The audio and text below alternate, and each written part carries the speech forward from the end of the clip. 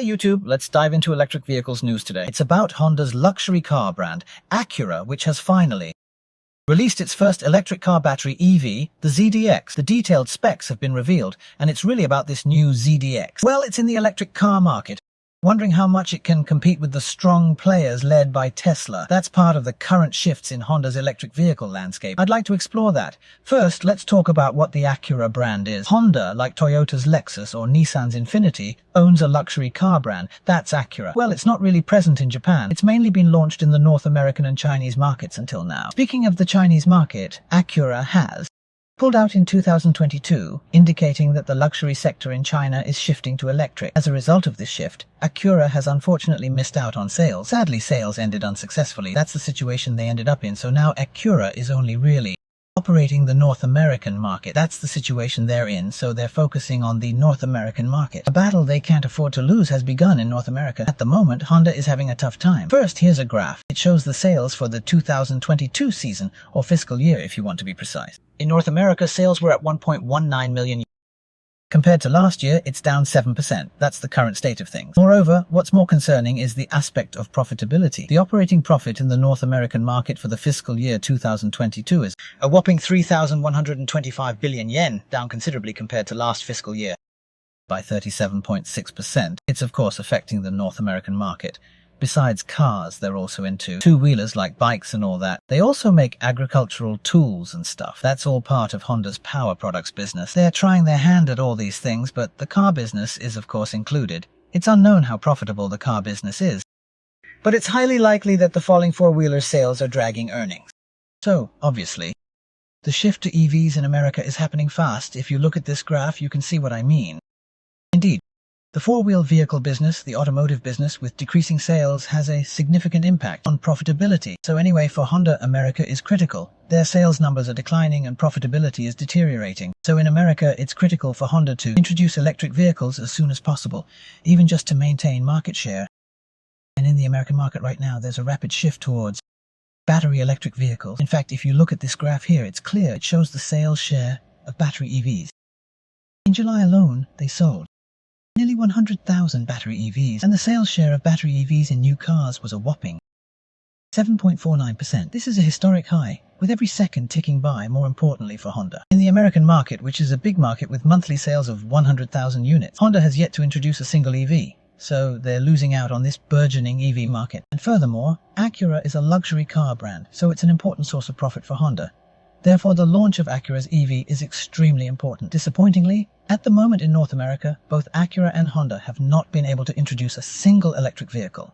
This means they're missing out on the electric vehicle market. So for Honda, it's imperative that they introduce an electric vehicle as soon as possible and maintain their sales share at a minimum. Moreover, as Acura is a luxury car brand, the launch of this EV is incredibly significant. Honda needs to introduce an electric vehicle as soon as they possibly can. At least get some EVs out there. They have to secure their market share as soon as possible. The Honda ZDX, or Acura ZDX, which was announced this time, is a medium-sized SUV. Basically, this one is large for a mid-size SUV in the US, even larger than a Tesla Model Y in Japan. So, it's a large SUV. We offer it in both rear-wheel drive and AWD versions. What's more, it comes with a massive 102 kilowatt-hour battery, which is quite impressive for a car, and gives a promising EPA range of 523 kilometers. It's also capable of fast charging up to 190 kilowatts, so a 10-minute charge can give you another 130 kilometers range. Yeah. Seems not too bad. Also, we offer a performance grade called Type S, which packs a punch comparable to a Tesla Model Y, and it has big 22-inch tires and a yellow Brembo brake caliper, so the look and design is pretty cool. Anyways, the Acura ZDX can at least achieve basic EV capabilities. Also, they'll start delivery in early 2024, so I wouldn't say Honda is lagging in its EV shift yet. There's a big caveat with the ZDX. Although it's a Honda car, it's not a fully Honda-developed EV. They're leveraging major tech from American company GM. Specifically, they're using GM's EV-dedicated Ultium platform and Ultium battery. It's not exactly a Honda-made electric car. Honda just designed the body. In fact, this EV is almost identical to GM's Blazer EV, even in terms of size and battery capacity. So really, the ZDX is just a sibling car to the GM Blazer EV. Plus, Honda is also releasing an electric car called Prologue, which shares the same tech. Both models will have similar battery and same platform as the GM Blazer EV. So, despite launching new electric vehicles in 2024, Honda still can't produce an EV on their own. This reality about Honda's EV status is something many Japanese should know. But on the other hand, Honda isn't just sitting around. It's working quite hard to push its EV development. In fact, in the North American market, they're building a battery production factory with Korean company LG Energy Solution. The factory will have a production capacity of roughly 40 gigawatt-hour, which can cover about 30% of Honda's car sales in North America. So, they have secured quite a bit of battery supply for now. The factory will start in 2025, but if they build more, they could expand production. They're definitely making as much as they can on their own. Moreover, Honda is utilizing GM's platform. We'll stop using GM's platform, and from 2026, we will deploy our own EV-exclusive platform called e-Architect. So, the correctness of Honda's EV strategy will really be shown by this. To judge if it's on track, we just have to see what happens in 2026. By the time Honda's EV-exclusive platform and custom-made batteries come together, we'll see how much of a great EV we've built. We'll need more features like automated driving, so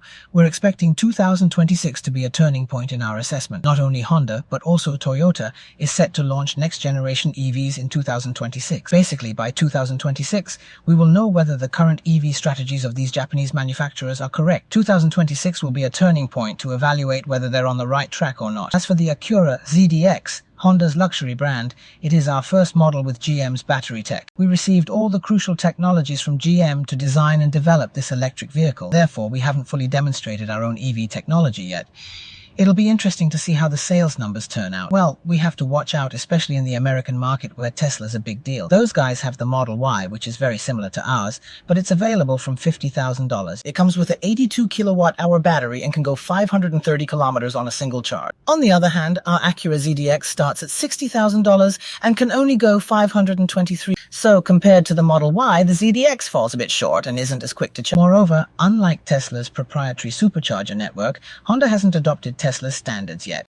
So, in my opinion, announcing the adoption of these standards now might impact the sales of the current models. If we announce now, people might just wait to get future models with these standards instead. Such a move would naturally affect Honda, so they may decide to announce at the very last moment. In the meantime, if Honda doesn't adopt these standards, it might result in unfavorable circumstances in North America. So there's merit in waiting for the 2025 models, which will come with these standards instead. So I think Honda's holding off on this announcement due to these considerations. Anyway, we'll see how Honda handles this. But when compared to the Tesla Model Y, we're probably not at the top in terms of cost performance. We're focusing on launching more mass-market Honda brands, but we'll have to see how well they compare to the Model Y. We can't really beat Tesla on price, and they rule the electric market. So the performance of our 2024 Prologue model in comparison to the Model Y will be interesting.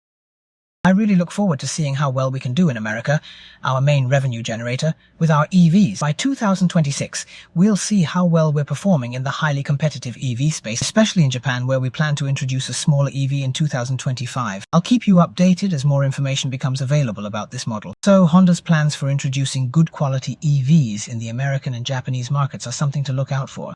As new information comes in, I'll be sure to update you all. So, thank you for watching. If you like this video, give me a like. And please make sure to subscribe to my channel. See you soon.